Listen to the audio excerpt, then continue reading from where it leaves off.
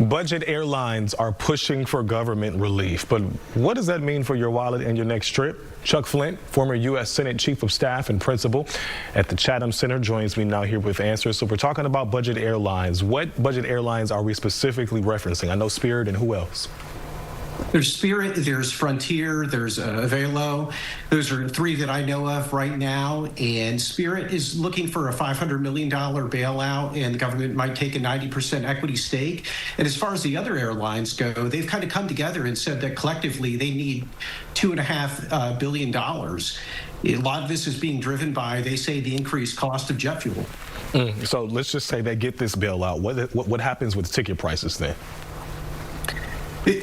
I don't know. The ticket prices may stay the same. I know for the larger airlines, they've actually come out and said, such as United, they're just going to go ahead and raise the prices. They don't think it's going to affect traffic that much. Demand will still be there. Whether or not they'll keep the ticket prices the same, I'm talking about the budget carriers, that's not something that has been discussed openly that I've seen. How quickly then will we see this bailout if the government steps in? And for those who don't understand a bailout, what exactly is this? Well, what would happen is the government would take an equity stake. They would get something called a warrant, and they would get essentially a stock option.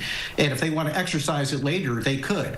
And that's how they would get their money back. But if the airline doesn't make money, then the government doesn't get its money back, and the taxpayer is on the hook. This happened during COVID. We gave the airline industry about $55 billion, and we got back much less than that. When you're booking with these budget airlines, obviously the fares are cheaper, but there are a couple of caveats to that as well. What should travelers keep in mind when they're booking with these budget airlines, especially right now with their revenue issues?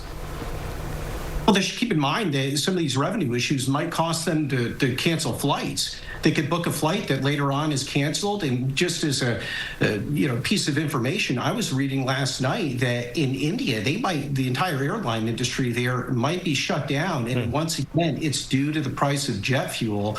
I would just also say, though, too, consumers should be concerned about the government taking equity stakes in private companies, especially airline industries, because that's not something we typically see. At that point, it becomes a state-owned enterprise. So right now, while all of this plays out, what should travelers keep in mind? Any money-saving strategies you would suggest? I think they just have to be aware of what's going on. These airlines are struggling. They're having financial trouble. And if you book a flight out a month, 2 months from now, maybe that flight, it might not be there, or it might.